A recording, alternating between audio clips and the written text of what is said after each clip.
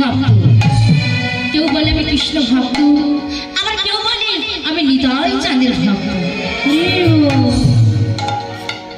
হে ভক্তমণ্ডলী, ভক্তিমতী মায়েরা, আপনারা সবাই মিলে একবার ভালো করে ভেবে বলুন না, আমরা কি সত্যিকারই ভগবানের ভক্ত হতে পেরেছি গো?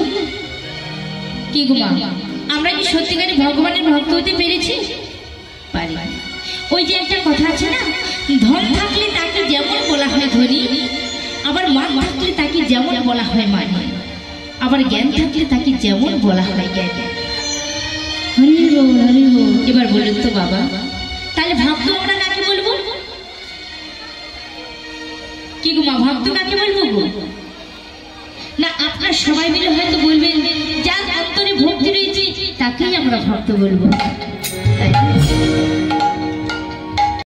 আমি নিজেকে বড় ধন্য বলে মনে করেছি।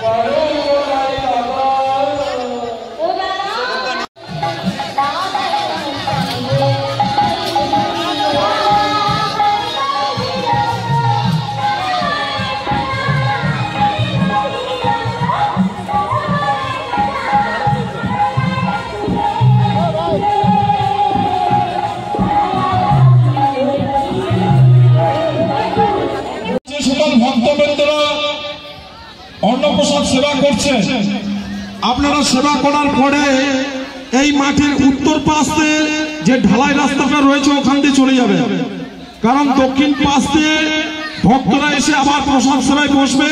তাই কেননা কমিটির পক্ষ থেকে জানানো হচ্ছে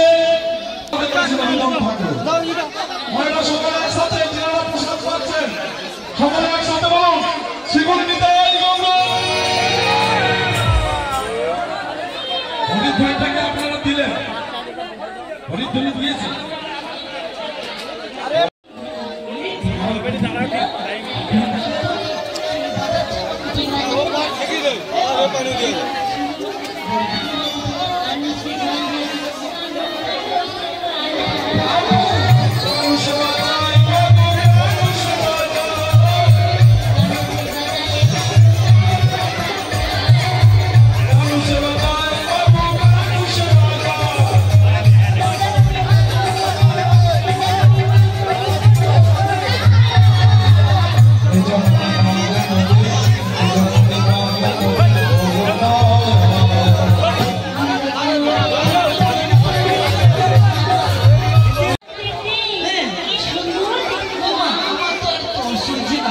বল না কেমন দেখতে। ও বাবা আমি দেখছি না বলবো তুমি ভয় করবে না তো হয়ে গেছে। বড্ড সাহস হয়েছে তাই না আরে এই বলছি সমস্যা কি আছে বল। আমি বলছি সত্যি না কুটিলা ভবন হতে আমার পিয়ারা ধারণীকে এনে দিতে হবে।